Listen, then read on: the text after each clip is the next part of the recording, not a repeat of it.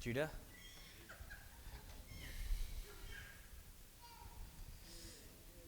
We're going to be in Daniel chapter 2 tonight. We're just going to continue in our study through Daniel chapter 2.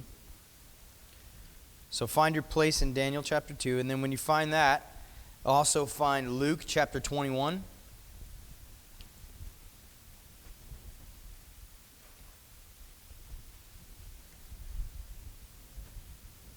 When you find Luke 21, find your place and we'll start in verse 20. We're going to start in Luke 21 tonight. We're going to the majority of our study will be in Daniel, but before we get into that, I want to look at something that Jesus spoke while he was in his earthly ministry, and it specifically deals with what we're going to read tonight in Daniel chapter 2. So remember last week, as we're working through Daniel, chapter 2 is like a bird's eye view, like a view from 30,000 square feet of the time from Nebuchadnezzar, and it reaches all the way to the second coming of Jesus.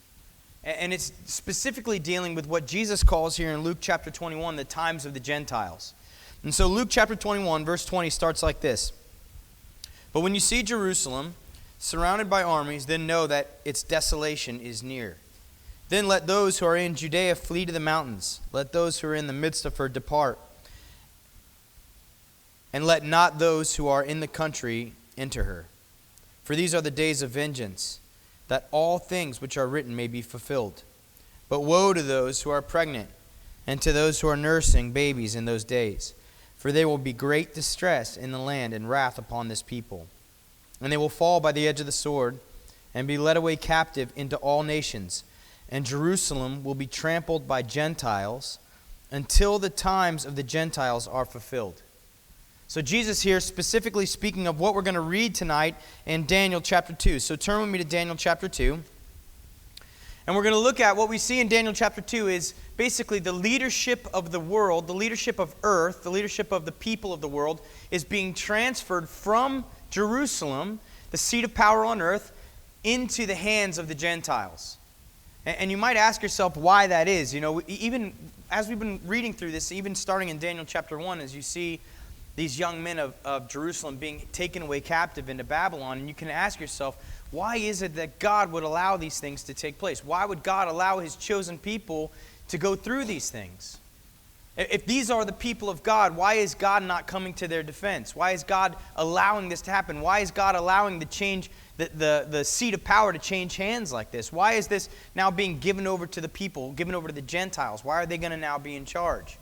Well, you got to remember, you look to Israel and you look at the redemptive story of God and what he's doing in the earth. The whole purpose of Israel was and the reason why they were chosen was to bring the news of the Messiah to the world so that the Messiah would come through them and it would bless all nations. It would bring all people into submission to the God of Israel. And what do you see in Jerusalem? What do you see in the people of Israel? Remember, in the time of Solomon, as the kingdom is turned over from David to Solomon, at the end of Solomon's life, he dies, and when he dies, he's in sin. He's in serious idol worship, right? He's built altars and high places to all these other gods, to the gods of all of his wives. And because of his sin, God is going to divide the nation of Israel, right? And so after Solomon dies and the nation of Israel is passed down, you see this division between the north and the south kingdoms, right? You have Judea and Benjamin in the south and all the rest of the 10 tribes to the north. The 10 tribes to the north are called Israel. And right away, when you see this division, what happens in the northern tribes? Idolatry. Right away. There's not one king of the northern tribes of Israel that is called a righteous king. They're all evil in the sight of the Lord. All of them practice idolatry. All of them practice worship of other gods. They're sacrificing their children. They're doing all these other things. They're completely going astray from the God of Israel, and they're worshiping all of these other gods. And so God destroys them with the nation of Assyria, right? With the empire of Assyria. He brings Assyria in, he takes them captive, and he destroys the northern tribes of Israel. And those who were obedient, those who were religious, those who wanted to keep worship of the God of Israel, they flee to the south into Judea, and Judea and Benjamin are there, and they continue to worship God. They continue to worship the true God of Israel, even though there are wicked kings, there are good kings, there are righteous kings. You see this history throughout Jerusalem, throughout Judea, where they're At one point, they're doing well. They're worshiping God. They're tearing down the high places. The next king comes in, and he does wicked in the sight of the Lord, and he builds the high places again, and he begins to worship other gods. And so as they begin to practice idolatry, as they're falling away from the God of Israel, as they're continuing in rebellion against the God of Israel, God pronounces judgment upon Judah over and over again. And he sends prophet after prophet to warn them of the judgment that's to come. And he tells them, look, you continue in this idolatry, and I'm going to remove you from this place. I'm going to send you away captive into Babylon. And remember, they had broken the covenant with God. They had been not only just idolatry, but they'd just been breaking the covenant of God that he gave them in the land. Remember, every 7 years, they were supposed to give the land a year of Sabbath rest, and they weren't doing that. They hadn't done that now for 490 years. They owed God 70 years. They owed the land 70 years of rest. And also, they're practicing idol worship, where they're sacrificing their children to other gods. They're having their children pass through the fire. God says through Jeremiah, look, this never even entered my mind for you. And as a result of their idol worship, as a result of their rebellion, as a result of their pulling away from God, he gives the seat of power over to the Gentiles. And really, it's in Ezekiel, it says that his glory departs from the temple. God gives them over. He preserves in them a remnant. He still has a plan for Israel, and we're going to see that tonight. Well, we won't get into that so much tonight, but we'll see that through the book of Daniel, that God has a plan for Israel. But ultimately, what is going on now and has been going on since the time of Nebuchadnezzar is what's called the times of the Gentiles. And Jesus says this is going to continue to happen in Jerusalem. This is going to continue to happen to the holy city, to his chosen people, until the times of the Gentiles are fulfilled. And so we're going to pick up where we left off last week in Daniel chapter 2, and we're going to see the beginning of the times of the Gentiles. We're going to see an overarching view from the beginning of the times of the Gentiles all the way until the second coming of Jesus, which is really awesome.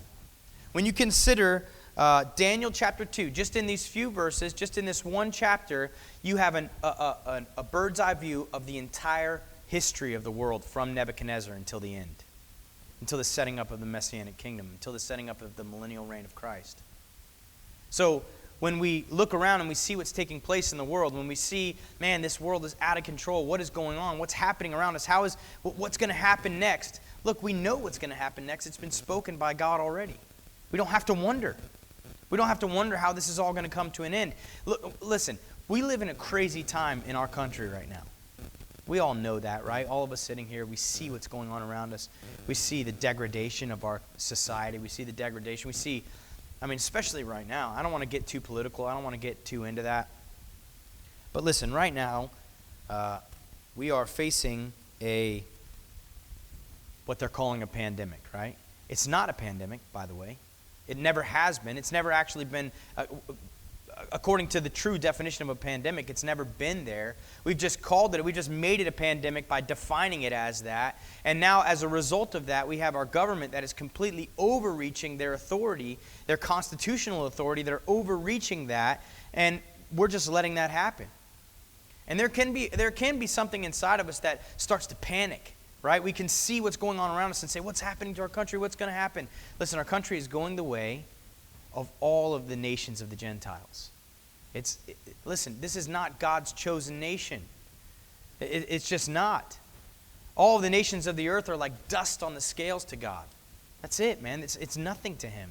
He cares about the individual people. He cares about the hearts of the people. And if the hearts of the people would turn to God in righteousness and in worship, then we would see amazing things happen. But as our society gets further and further away from God's word, further and further away from the truth of God, God pronounces judgment on the people who are rebelling against him. We're seeing that happen. But when we see that, we could start to panic. We could start to wonder how this is going to work out. But listen, God is in control. He's still sitting on the throne. None of this is catching him by surprise. This is all happening according to God's plan. All these things have to take place until the times of the Gentiles are fulfilled. And what we're seeing in front of us right now is the fulfillment of the times of the Gentiles. We are seeing this coming to an end. We're seeing the things of the end start to happen before our very eyes. So what we can do in this time, what we can recognize is that God's plan is working out perfectly when everything seems like it's falling apart, it's really falling into place. God is accomplishing his perfect will on the earth. God is drawing hearts unto himself so that he can fill up the number of the Gentiles, so that when he calls us home, he can culminate the times of the Gentiles. He can bring it to an end. He can turn his attention back to Israel. He can call his holy people back to himself, where they look on him whom they have pierced, and they mourn for him as they mourn for an only child, and then he returns on the clouds in glory with his church riding with him. I look forward to that day, man. I'm excited for that. And so remember what was going on in Daniel chapter 2. In Daniel chapter 2, Nebuchadnezzar has a dream, right? He has this dream, and it's completely plaguing him. He's losing sleep. He just can't sleep. You have the most powerful man in the world, the richest man in the world, the man with the most influence in the world, and everything. He has everything that the world tells him he should want, that should give him peace, and he doesn't have any peace. He's losing sleep. He wants to know what takes place after this. He can't sleep. And so he brings in his wise men, and he says to them, look, you got to tell me the dream and the interpretation. He lays it out for them. He lays out a challenge for them, right? He says, look, I need to know the interpretation of this dream, but also so I know that you can give me the true interpretation of the dream, you also need to give me the dream. They're like, whoa, Nebuchadnezzar, this is crazy. Look, king, live forever, but this is nuts, man. This is a hard thing that you're asking us to do. No perfectly great, amazing, great king such as yourself has ever asked their wise men to do something like this, because it's a difficult thing. And they go on to say, look, no one can give you the interpretation to this. No one can do what you've asked us to do. There's no one who can do it except the gods whose dwelling is not with flesh. And that infuriates Nebuchadnezzar. It infuriates Nebuchadnezzar so much so that he says, look, if you can't do this, if you can't tell me my dream and its interpretation, then I'm going to cut you up into little pieces and I'm going to burn your houses down. I'm going to make your houses into an ash heap. The connotation there is that he's going to tear them limb from limb and that he's going to burn down their houses. Listen, Nebuchadnezzar is not bluffing, by the way. 20 years after this initial deportation, after the first deportation of those out of Jerusalem, Nebuchadnezzar goes back, besieges Jerusalem again. He completely destroys Jerusalem. He takes the king of Jerusalem at that point, and he sets him before him in the presence of the king. He brings all the king's sons in, all the king of Judah's sons in, and he kills them in front of the king. He makes him watch as he kills all of his sons, and then after he's done killing his sons, he gouges out his eyes, so that the last thing the man ever saw was his sons being murdered before him. And then he gouges out his eyes and takes him captive back to Babylon and makes him live out the rest of his days blind and remembering that last thing that he ever saw was his sons being destroyed and murdered in front of him. That's the kind of person that Nebuchadnezzar is.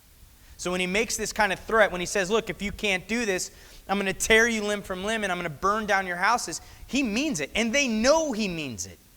They know that. And he's calling their bluff. He doesn't trust them. He doesn't trust them as far as he can throw them. And so he recognizes that they're politicians. They're just going to tell him what they think he wants to hear. And so he says, look, you're supposed to have this secret knowledge. If you can't do this, then what good are you to me? I'm going to go ahead and kill you. And they say they can't do it. So he gives the order, start rounding them up. We're going to kill them all.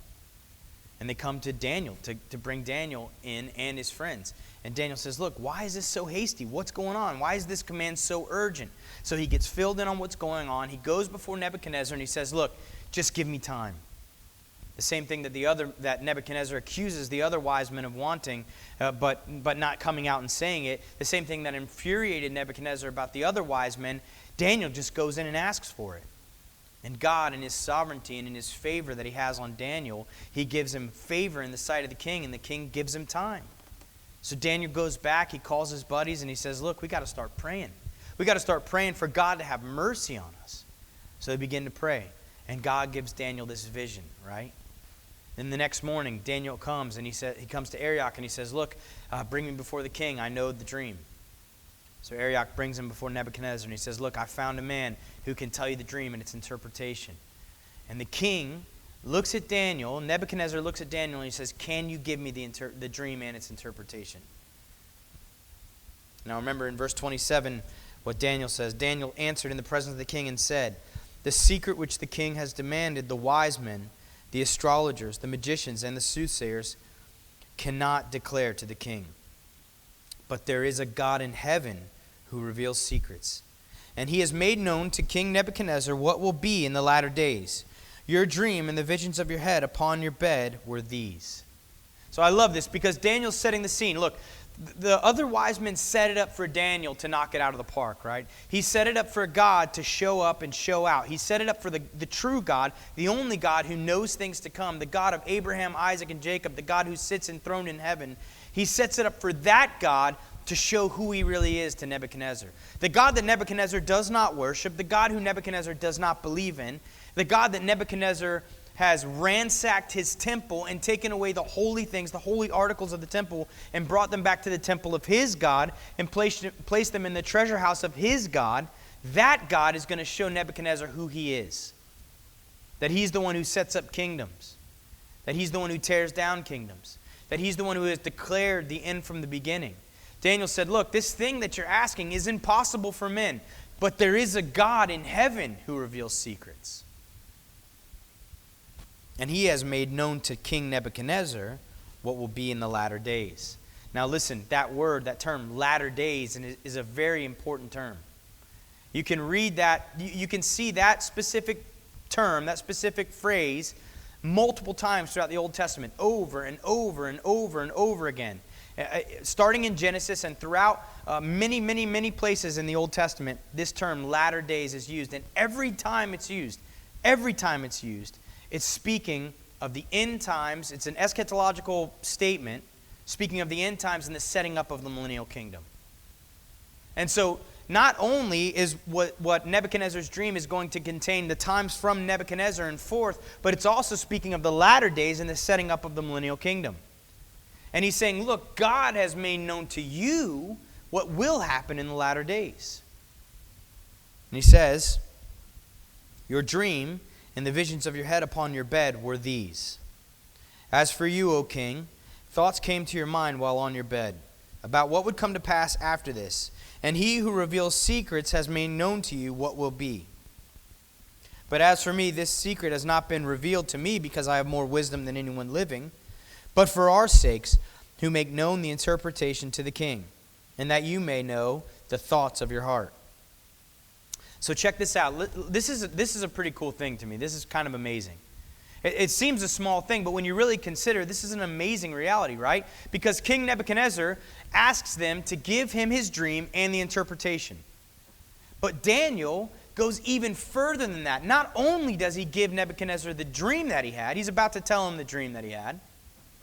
Not only does he do that, and he's going to give him the interpretation, he goes further than that. God, listen, remember the wise men said, look, no one can do this except the God whose dwelling is not with flesh. And God, the true God, Yahweh, is going to go even further and say, not only can I give you the dream and its interpretation, I can even tell you how you were feeling before you had the dream. Look what he says. He says, as for you, O king, thoughts came to your mind while on your bed about what would come to pass. So this is what Daniel's saying. Look, you were sitting on your bed, getting ready to go to sleep, and you were thinking about what's going to come to pass after this. Nebuchadnezzar is troubled by something, is thinking about things that most of us will never think about. He has this huge empire. He is the most powerful king that the world has seen up until this point. He has the largest empire that the world has seen up to this point. He's the richest king that the world has seen up until this point. And he's wondering, man, what's going to happen after me? What's going to happen after this? What's going to happen to my empire? He saw the empire of Assyria, right, rise to power, have this amazing, immense dominion. And then he comes in and overthrows the Assyrian empire. Then he goes to Egypt and destroys Egypt, ransacks Egypt. Then he goes to Jerusalem, destroys Jerusalem. And he's saying, man, if I could do this, what's going to happen after me? What's going to happen after this? It's troubling him, right? He's thinking about this before he goes to sleep, and then he goes to sleep, and he has this dream, right? He has these dreams. But look what Daniel says in verse 30. He says, but as for me, this secret has not been revealed to me because I have more wisdom than anyone living. Now think about that. Think about what Daniel says here. Because remember, not long before this, he stands in the presence of the king. Him, Shadrach, Meshach, and Abednego, and all of the other guys that are taken captive from Jerusalem after they've gone through their 3 years of indoctrination and study in the Babylonian way. And remember what it says about Daniel and his friends. They were 10 times wiser than all of the wise men of Babylon. They had crazy wisdom, right? They were clearly blessed by God with an amazing intellect. They clearly had wisdom beyond, they had supernatural wisdom, beyond worldly wisdom. But Daniel isn't taking any of the credit for himself. He's saying, look, it's not like I figured this out because I'm wiser than anyone. This wasn't revealed to me because I have more wisdom than any other man.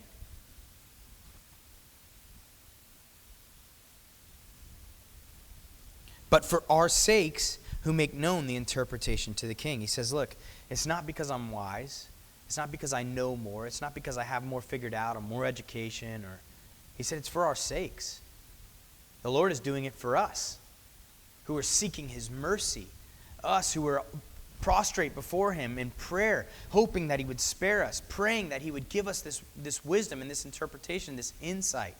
He's saying, look, it's not because I'm wise, but it's for our sakes, who make known the interpretation to the king, and that you may know the thoughts of your heart. And then he's going to give him the dream, starting in verse 31. He says, you, O king, were watching, and behold, a great image. This great image, whose splendor was excellent, stood before you, and its form was awesome. The image's head was of fine gold, its chest and arms of silver, its belly and thighs of bronze, its legs of iron, its feet partly of iron and partly of clay. You watched while a stone was cut out without hands, which struck the image on its feet of iron and clay and broke them in pieces. Then the iron, the clay, the bronze, the silver, and the gold were crushed together and became like chaff from the summer threshing floors. The wind carried them away so that no trace of them was found. And the stone that struck the image became a great mountain and filled the whole earth. This is the dream. Now we will tell the interpretation of it before the king. So first he just gives him the dream, right? Because Nebuchadnezzar doesn't tell them what the dream is, and he says, look, if you have to first tell me the dream and the interpretation. Daniel starts out by telling him, look, this is how you were feeling while you were sitting on your bed. These are the thoughts that were plaguing you. These are the things that you were thinking on. Then while you were sleeping, you had this dream, and this dream terrified you. This dream terrified you to the point where you lost all sleep. You couldn't sleep anymore. And then he begins to give him the dream.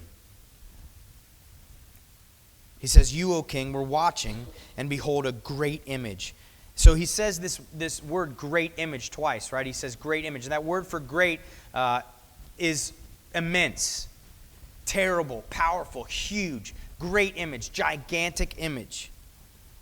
So he sees this giant image, this great image, whose splendor was excellent, whose brightness was excellent, stood before you, and its form was awesome.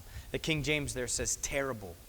It gives the implication that Nebuchadnezzar was frightened of this great image. Now, I want you to understand that this image wasn't an idol. It was a human form.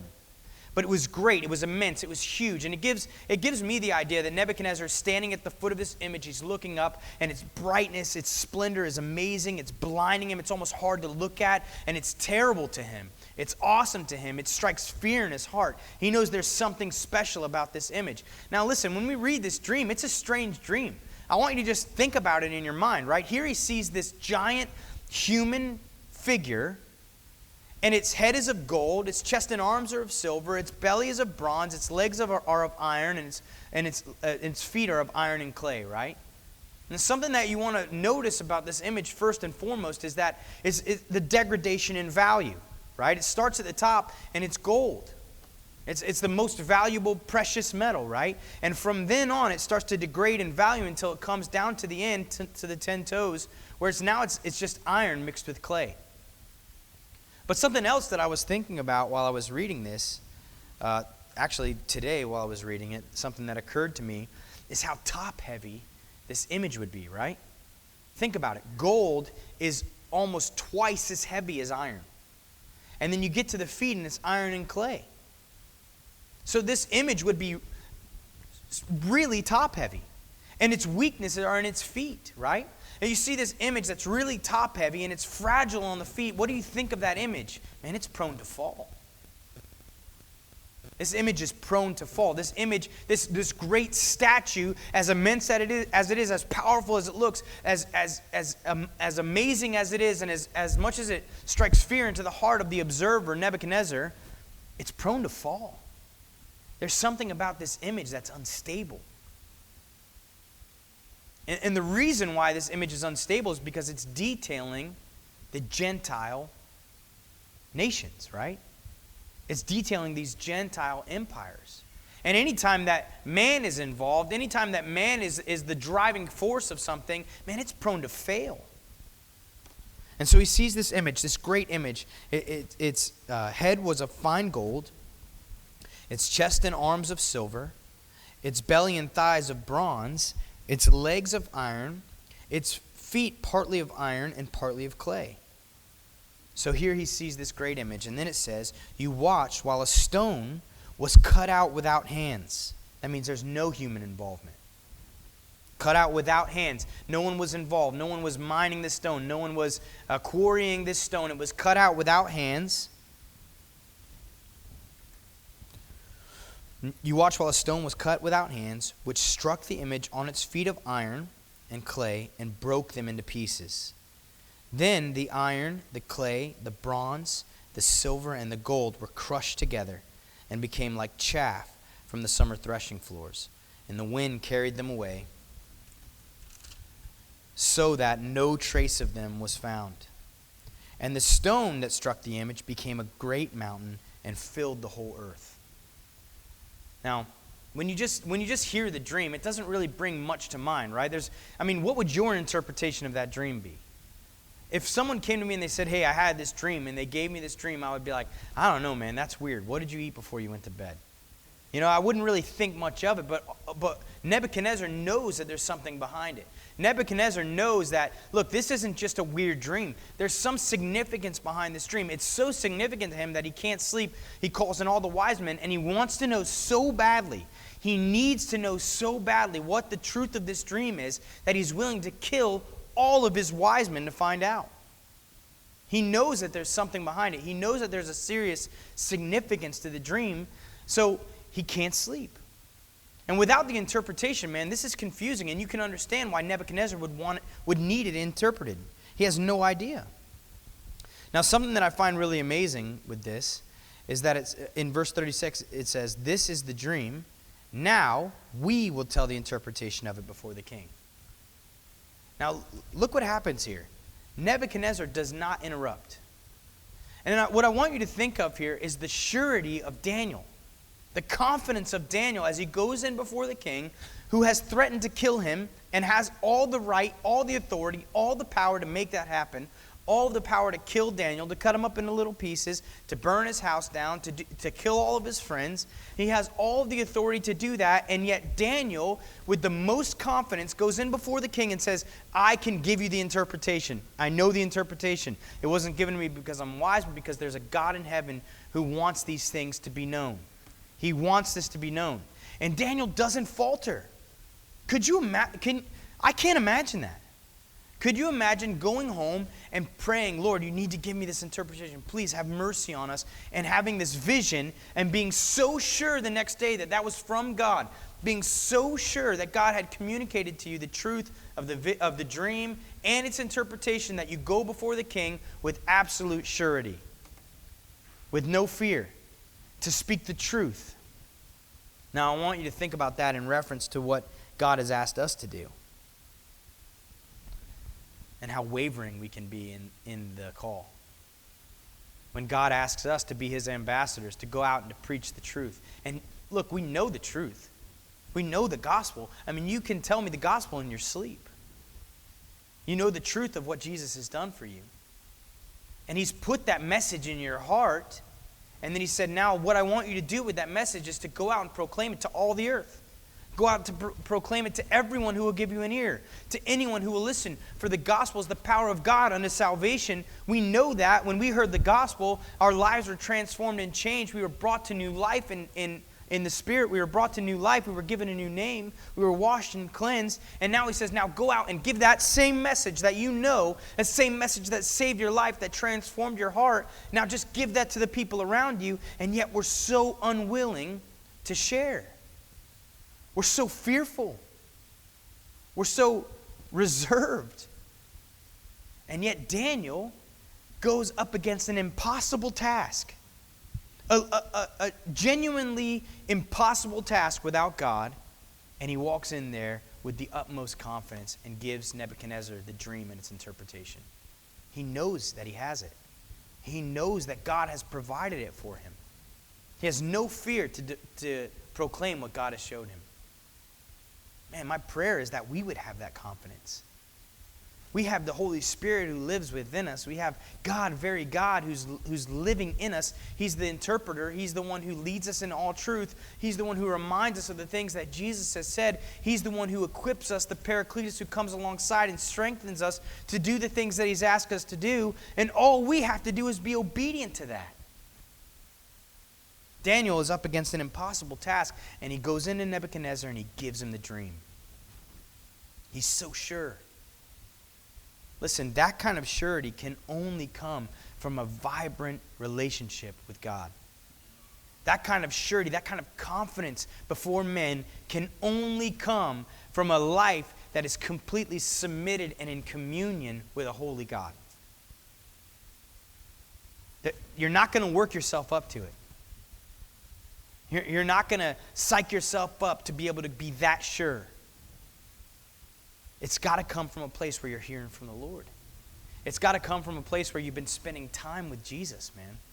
It's got to come from a place where you're hearing from the Holy Spirit through his word, while the Lord is conforming you and transforming you into his image and likeness through the reading of his word. As you spend time with him in his word, and your life is being transformed, and you're being brought alongside him, and your will is being transformed into his will, and your heart is being knit to his. Only when that is going on in your life can you approach the world with confidence and surety in who he is and what he can do in their life. It has to come from a place of experience. You have to know it. You have to know it with that knowledge that comes through experience. It can't be just a head knowledge. Because you can know all the right things. But until your character matches the things that you say, you're just... Talk is cheap, man. It has to come from a place where your life has been touched by the truth of these things. Daniel knows because he spends time with God.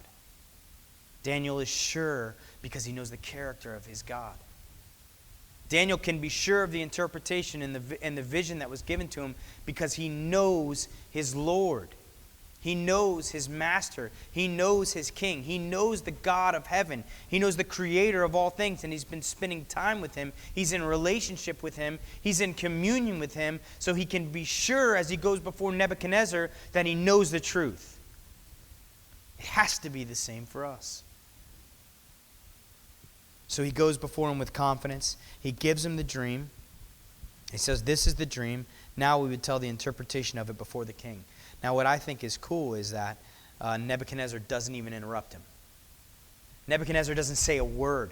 You can imagine that in the moment, he's probably awestruck. His mouth is probably on the floor.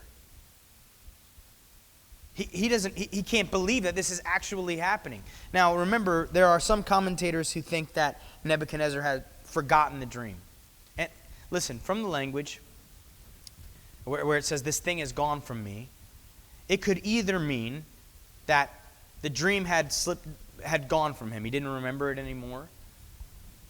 Or it could mean that his command that he had given was sure and it wasn't going to change. I tend to think the command that he gave was sure and it wasn't going to change. Not that he had forgotten the dream, because if he had forgotten the dream, he wouldn't know whether or not the dream that they were telling him was the truth or not.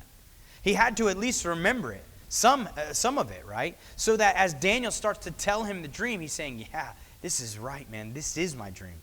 How does he know? He doesn't ever interrupt him. He doesn't say a word. Daniel just says, this is the dream with surety. And then he says, now we will tell the interpretation of it before the king. Who is the we here? Daniel goes in before the king, right, by himself. Who is the we? So commentators are split on this. Bible scholars there's two camps. Either Daniel is talking about him and God, or Daniel is talking about him and his friends. And I've read commentaries that say both things, and they both have good reasoning behind it. I tend to think I'm okay with either. I think it's both. It's Daniel and God and all of his friends. Everybody who knows of the dream and its interpretation. Everyone involved. I'm okay with that. I don't think it has to be either or. I think it can be both. And so he says, we will tell the interpretation of it before the king. Verse 37, you, O king, are a king of kings. For the God of heaven has given you a kingdom, power, strength, and glory. And wherever the children of men dwell, or the beasts of the field and the birds of heaven, he has given them into your hand, and has made you ruler over them all. You are this head of gold. But after you shall arise another kingdom, inferior to yours, then another, a third kingdom of bronze, which shall rule over all the earth. And the fourth kingdom shall be as strong as iron, inasmuch as iron breaks in pieces and shatters everything. And like iron that crushes, that kingdom will break in pieces and crush all the others. Now, he's giving him the interpretation. So we have this great image, right? The dream of this immense, giant statue with a gold head, chest and arms of silver, belly of bronze, legs, thighs and legs of iron, and feet of iron and clay. And so from this, we see this degradation in value. We see this degradation in weight. But we also see that it's getting stronger as it goes down, right? Iron is much stronger than gold, much tougher than gold, much harder than gold. And so Daniel is giving the king the interpretation, and he's saying, look, what this great image represents are these empires. And he says, you, O king, are a king of kings. Look at what he says about Nebuchadnezzar. First off, he says, you, O king, are a king of kings. When you read that initially, does it make your skin crawl a little bit? Initially, when I read that, because the king of kings in my book is Jesus, right? He doesn't call Nebuchadnezzar the king of kings. He says he is a king of kings. And in fact, in Ezekiel, the very same title is used for Nebuchadnezzar. Ezekiel uses the same title for Nebuchadnezzar. He calls him a king of kings. And in truth, he is a king of kings. Nebuchadnezzar is an absolute monarch. It's not a constitutional monarchy. It's not just an elected king. It's none of that. He is an absolute monarch. He inherited the kingdom from his father. He's put in place by lineage, by birthright. And when he comes into place as the king, no one can come against him. No one can steady his hand. No one can say anything to him. No one can change what he says. If he makes a decree, that's the way it is. And he has the power and the authority to do whatever he wants to do. He is an absolute monarch. He is a king of kings. And his kingdom is immense. And all other kings of different regions within his kingdom are subservient to him. He is the king over all of the other kings within his realm. So he is a king of kings. For the God of heaven has given you a kingdom, power, strength, and glory. Now, I want you to look at the way Daniel deals with Nebuchadnezzar in comparison to the way the other wise men deal with Nebuchadnezzar. First off, the other wise men come in, and they basically exalt Nebuchadnezzar to the rank of deity. Right? They think he's like a god. They know he's not God, but they think he's like a god. They worship him as a god. They think that he is the representative of Marduk, their god on earth. He is the representative of their God on earth. And they come to him and they say, "O king, live forever," right? That's what they say to him. But Daniel, on the other hand, says, look, all honor is due you, right? You're a king of kings. But you are only a king of kings because God made you that. It doesn't have anything to do with your lineage. It doesn't have anything to do with your birthright. It has only to do with the fact that God has given you this kingdom. Man, think about how bold Daniel is in that situation. This is the king that wants to kill him, that is ready to kill him, is ready to kill all of the wise men. And then when Daniel comes before him, he says, "You're a king of kings, but only because my God, the true God, the Most High God, has put you in place. The God that Nebuchadnezzar doesn't even worship. The God that Nebuchadnezzar doesn't even believe in. Daniel is saying, look, my God, the God of Jerusalem, the God who you carried us away from his temple, that God put you in place as an absolute monarchy. That God put you in place as a king of kings. Look what he says. For the God of heaven has given you a kingdom, power, strength, and glory. Everything you have is from the God of heaven. The God of heaven.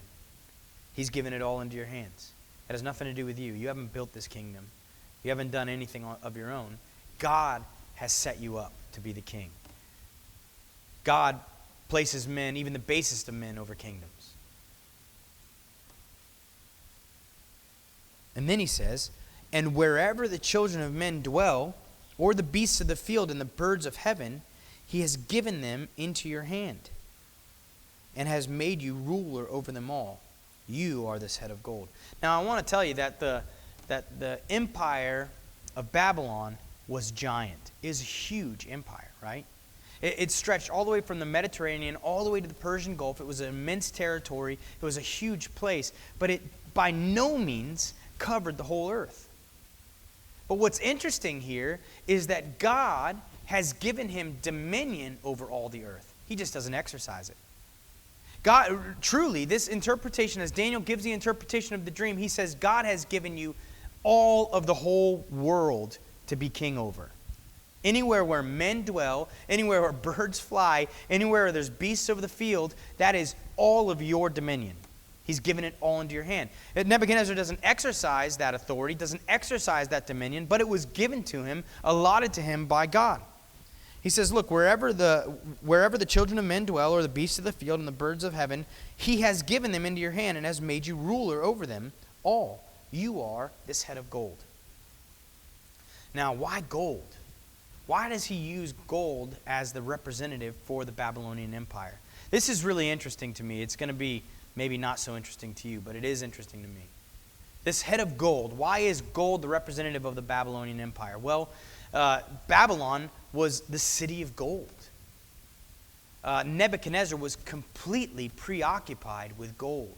You're going to see that in the next chapter as he builds this gold statue, this gold image, right? But literally, Herodotus, the historian Herodotus, he goes to Babylon 90 years after Nebuchadnezzar. 90 years after the time of Nebuchadnezzar. And what he says about Babylon in that time, 90 years later, he says that he's never seen so much gold in one place before. He talks about statues of Marduk, giant statues of Marduk made out of solid gold. Solid gold. He details a table that was 35 feet long and crazy wide and crazy amount of weight. I can't remember off the top of my head, but solid gold. He talks about walls of temples that are overlaid in gold. The whole purpose, the whole point behind Nebuchadnezzar was that he was preoccupied with it, and he wanted to have a golden city, and he wanted to sit on a golden throne of a golden city. He is this head of gold. He is this absolute monarchy. And then he says, but after you shall arise another kingdom inferior to yours. Then another, a third kingdom of bronze, which shall rule over all the earth. And the fourth kingdom shall be as strong as iron. So he's basically detailing these Gentile empires that are going to rule over the entire earth, right? And from Nebuchadnezzar's perspective, he sees these Gentile empires as this amazing, immense, terrible, awe-inspiring image. Starting with gold and precious metal, working its way down, right? And so Daniel says, and the next kingdom that arises is going to be inferior to yours. And it's this chest and arms of silver. Now, for us, looking back, we know exactly what that kingdom is. It's the kingdom of the Medes and the Persians, the Medo-Persian Empire. Is the next empire in line after the Babylonian Empire. We see the Babylonian Empire, this amazing empire, rise and fall in 70 years. 70 years of power for this most amazing empire that the world has seen up until that point. Then the Medes and the Persians, they rise to power. They come in. They overthrow the Babylonian Empire. They come in, and we're going to learn about that later, that when it's conquered by King Cyrus of the Medes and the Persians, that there are people in the city of Babylon that don't even know that they've been conquered for weeks. That's how easy they overthrow the city of Babylon. Why? How is that possible? If Nebuchadnezzar is this king of gold, this head of gold, he's this most powerful empire. They talked about the city of Babylon being impenetrable. How is it that the Medo-Persian Empire comes against it, they overthrow it in one night, and the city of Babylon doesn't even know that they've been conquered for weeks? Because God is in control of these Gentile empires. These are the times of the Gentiles looking forward unto the time of the Messianic kingdom, the millennial reign of Christ, this kingdom that will never end. And so we have the Medes and the Persians coming after him. Now, what is amazing to me is the detail in this dream. Now, you got to think, when Daniel gives the interpretation of the dream, he doesn't even yet know how right on the money he is. So we look at this head of gold, right? This unity. It's one single head, one single monarchy. And what's really interesting is after this point, it never again speaks of a king, just kingdoms. Just kingdoms. He is the king. He is the head of gold. And then these other ones are kingdoms. Kingdoms that are being set up. The only other time we see it speaking of a singular ruler, a singular king, is talking about the Antichrist. Nebuchadnezzar is this head of gold. He is that king. And the next kingdom that arises after him is the kingdom of the Medes and the Persians. Now, what's interesting to me is that the very next kingdom after Nebuchadnezzar, the one that Daniel says next, the one that's inferior to him, he says nothing about. He says that he gives us the least amount of information of the Medo-Persian Empire in this prophecy, in this dream, than he does any of the other empires. Why do you think that is? I have no idea, by the way. I was really asking you. My guess is just because it's the one that's going to overthrow Nebuchadnezzar's empire. So he doesn't want to get into it. He just kind of skips right over it. But it's interesting to me that it talks about the chest and arms being of silver. And you got to see the division now within the Medo-Persian Empire. He has two arms. The unity within the head is one ruler, right? He rules over the entire kingdom. He's the most powerful ruler. And then after that is a kingdom inferior to that kingdom. What makes the Medo-Persian Empire inferior to the Babylonian Empire? It's not inferior in strength. It's not inferior in rule. I mean, the Medo-Persian Empire lasts for 200 years. The Babylonian Empire, 70 years. It's not inferior in size. It's bigger than the Babylonian Empire. What makes it inferior? It's the fact that there's a division. Now it's the Medes and the Persians. There's two units to this empire, and it's no longer an absolute monarchy. We're going to see that, right, as we go through it, as Darius makes a decree, and then after that decree is made, he can't change his mind. He can't take it. He says once a law is entered into the Medes and the Persians, it can't be changed, not even by the king. Once a law has been entered in, the king has no power to remove that law's authority. All he can do is pass other laws that supersede that law, right? We see that in Esther. In the book of Esther, as the king has made a decree, has signed into law that on this day all of the Jews will be killed. And then Esther comes, she uncovers the plot, and he says, look, this law has been made. Now there's nothing I can do. All I can do is pass this other law. When Nebuchadnezzar makes a law, he can change it at whim. Whenever he decides, he can just, on a whim, change it. He's an absolute monarchy. And then after that, the kingdom is inferior because it's no longer a monarchy. It is a monarchy, but it's no longer an absolute monarchy. The king no longer holds all the authority and power. So the kingdom is inferior to Nebuchadnezzar's.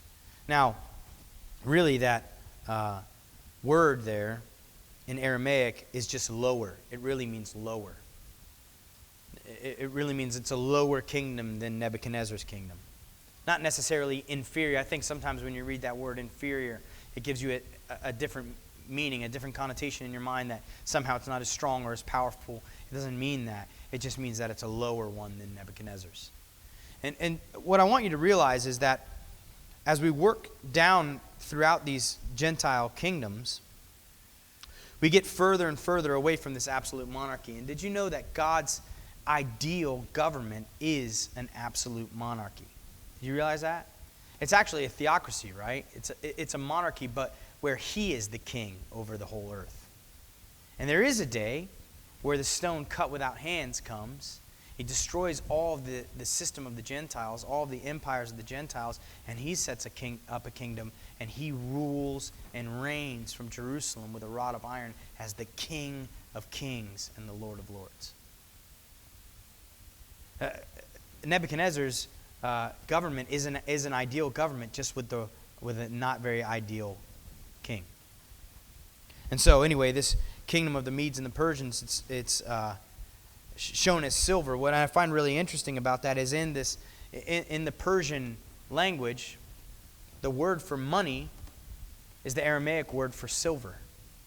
They coined silver. They were the first. They were coining silver. In fact, they were so silver hungry and preoccupied with silver that the kings of the Medes and the Persians acquired so much wealth in silver that King Xerxes, not long after the Medes and the Persians come to power, King Xerxes has so much wealth that he's able to fit a 2 million man army to war with Greece. A 2 million man army. That's insane. There's so much wealth in the Medes and the Medo-Persian Empire that they are able to fit a 2 million man army and bring them across the ocean and make war with Greece. That's amazing. And it's interesting to me that Nebuchadnezzar is preoccupied with gold. The Medes and the Persians are preoccupied with silver, and they're both detailed in this image as gold and silver. And then we move on to the belly of bronze. Then a third kingdom of bronze, which shall rule over all the earth. This third kingdom of bronze is the Greek Empire. Now, what's so amazing about this is you got to remember that Daniel is giving this dream and its interpretation in like 600 years before Jesus. At this point, when he gives this prophecy, Greece was a dot on the map. It had no significance. There was no way that anyone could know that this could be true. There's no way that Daniel could be, scouring the political field in the day and just looking out and saying, okay, it seems like the Medes and the Persians are starting to gain some power there. They could probably be next. And now after that, Greece seems like they're coming up. They're getting powerful. Maybe they're going to... There was none of that. There was no way he could have known these things. And that's why the book of Daniel falls under such criticism, because they're saying, look, there's no way this could be written in 605 BC. There's no way that someone, a Jewish man, taken captive into Babylon could have known these things 600 years before Christ. This had to have been written 200 years before Christ, 150 years before Jesus, after all these things had come to pass, because there's no way he could have known these things so perfectly. And they're right. There is no way he could have known these things so perfectly, but there is a God in heaven who reveals secrets. There is a God in heaven who wants these things to be known. There's a God in heaven who wants you to know them. There's a God in heaven who wants you to know that he is an authority. He wants you to know that he's sitting on the throne, that he's moving the pieces on the chessboard, that he has declared the end from the beginning. He's not just trying to find a way to make all this work in light of the kingdoms of the Gentiles, but this is his plan. He sets them up. He knocks them down. And so this belly of bronze, no doubt for us, this is the Greek Empire, the Bronze Age, right? When you would have seen the Medes and the Persians fighting against the Greek Empire, what would have been so amazing about that is when you would have looked at a Persian soldier, a Medo-Persian soldier, he would have been dressed in white. He would have had a turban on his head, a soft tunic, and he would be going up against the Greek army who was clothed in bronze from head to foot. He would have had a bronze helmet, a bronze chest plate, even a bronze sword. This is the kingdom of bronze.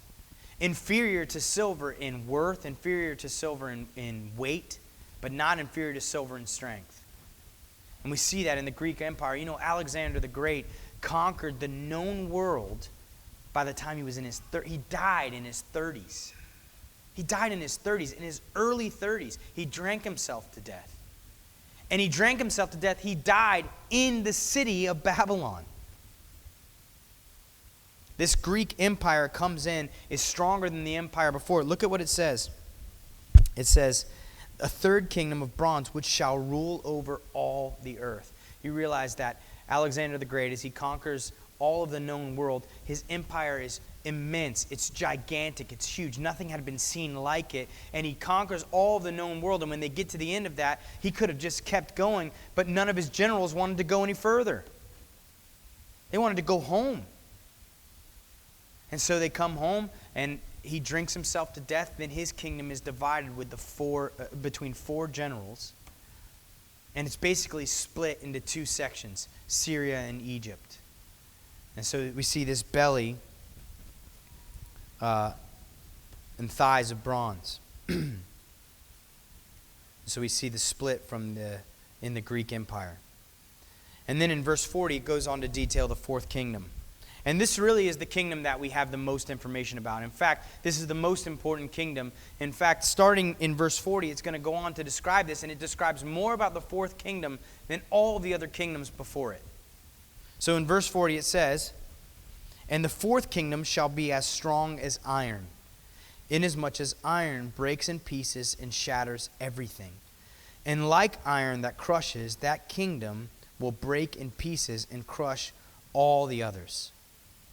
So we see, ooh, there's a fly. I almost got it. It keeps getting in my hair, man. It's driving me nuts. Oh. "And the fourth kingdom shall be as strong as iron, inasmuch as iron breaks in pieces and shatters everything. And like iron that crushes, that kingdom will break in pieces and crush all the others." Now, what I want you to know about the Roman Empire is the Roman Empire is like nothing that has ever come before it.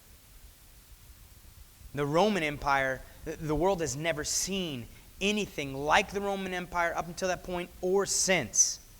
The Roman Empire is insane. It covers more territory than even Alexander the Great. It has more authority and power than even the Greek Empire has. It comes in and it breaks in pieces everything that is before it. There is nothing that stands against the Roman Empire. It crushes like dust all the empires that have come before it.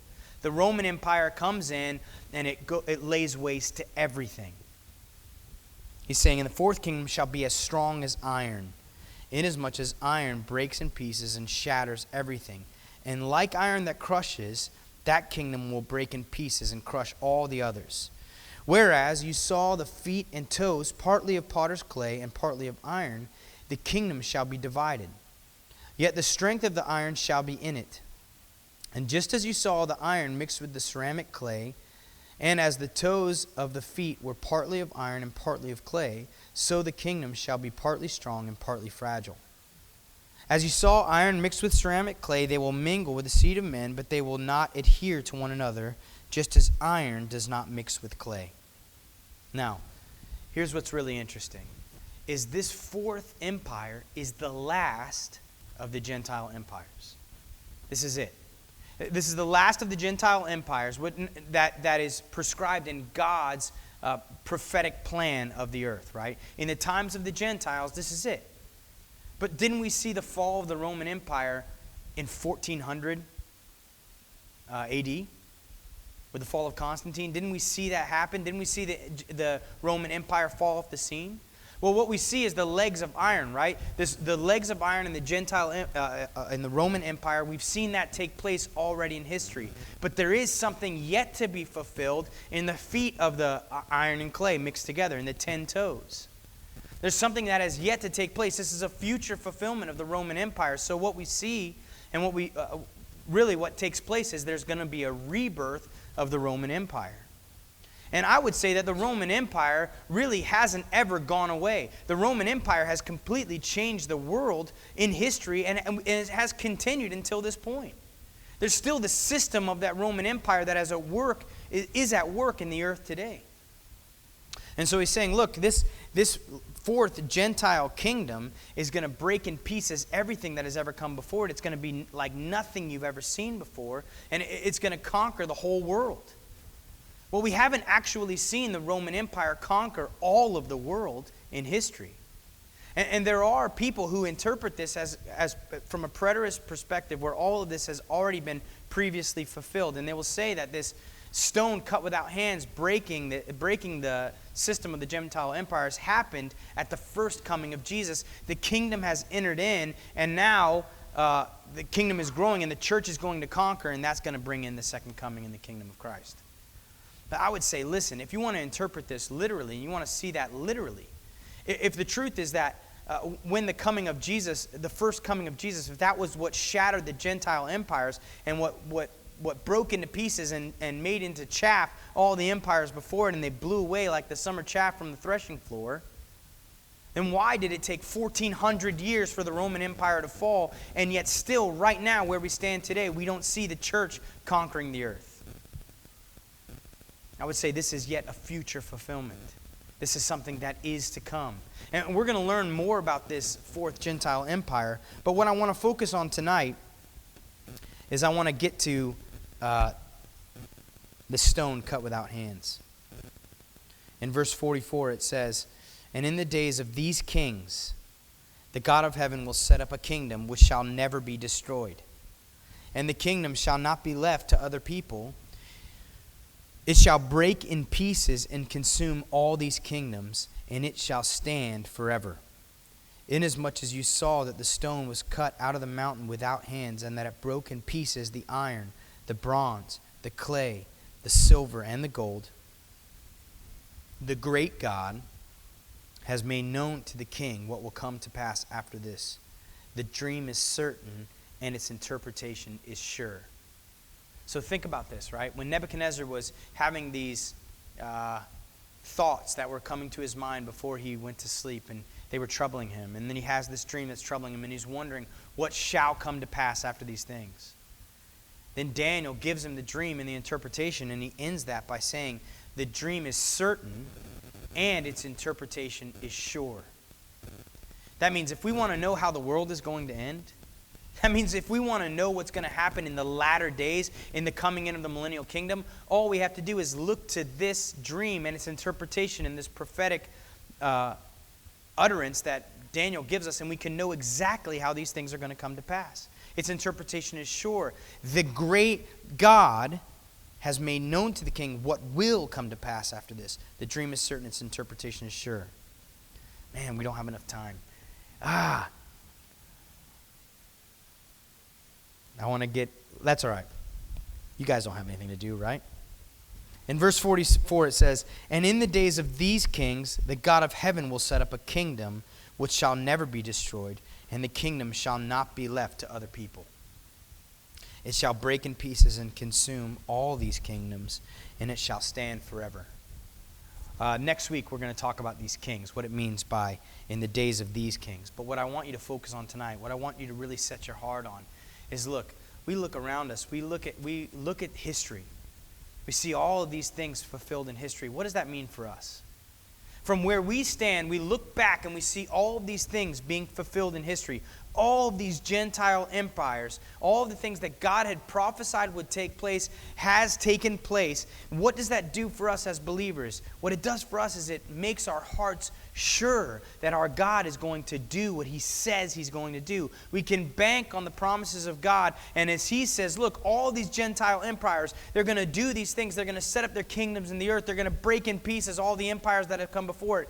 But there's a stone cut without hands that is going to come, and it's going to smite that image on its feet. It's going to destroy all the empires that have come before it. It's going to crush them into dust. It's going to blow them away. There's going to be nothing left of the systems of men. And this kingdom is going to grow into a mountain that covers the whole earth. And this kingdom is an everlasting kingdom. And its dominion is forever. And it will never be given into the hands of men ever again.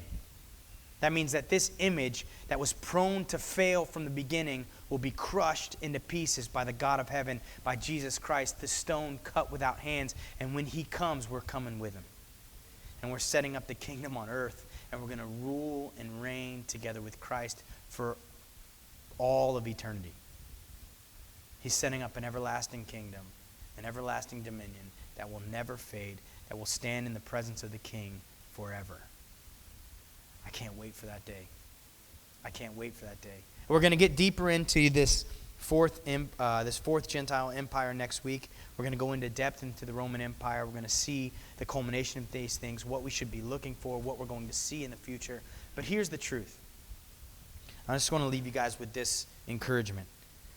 As the church, we're never, ever in Scripture encouraged to be looking for the Antichrist, to be looking for the end days, to be looking for the judgment of God to be poured out on the earth. We're never told to be looking for that. You know what we're told to be looking for? Jesus. Because soon and very soon he's coming to call his bride home so that he can bring to fruition all of the things that have to come to pass before he sets up his millennial kingdom. Soon and very soon, perhaps today, Jesus is going to be calling his church home. And the reason why I'm so confident in that is because all of the things that Daniel discusses throughout his book, we're watching happen now before our very eyes. We are living in an exciting time. We're living in a time where we are seeing prophecy fulfilled before our very eyes.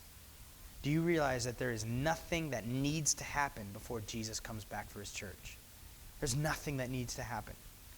He could come today, right now. It is a signless event. All the things that had to take place have taken place for him to come back and take his church home. The only reason why he hasn't is because of his mercy. He's not slack concerning his promises, as some would count slackness, but he's long-suffering, and he desires that more should be saved. He's waiting for the number of the Gentiles to be fulfilled, to be reached. So what is our job? Preach the gospel. Preach the truth. Get men and women saved. The gospel is the power of God unto salvation for anyone who would believe. What this should do for us is give us that confidence in our message. Give us that confidence in what we know to be true. If God is sure and true about all of the things that he's prophesied, then all of the promises of God that he's made to his church are also sure and true, and we can bank on them, and we can go out with the message from our King, and with confidence, just like Daniel before King Nebuchadnezzar, we can proclaim the truth to the world who so desperately needs to hear it, that there is an everlasting kingdom coming, and it's going to crush in pieces all the kingdoms that came before it. And it's an everlasting kingdom that will never fade, that will never be given into the hands of men, but will last forever and ever, and they can be a part of it. Let's share that message. Let's pray.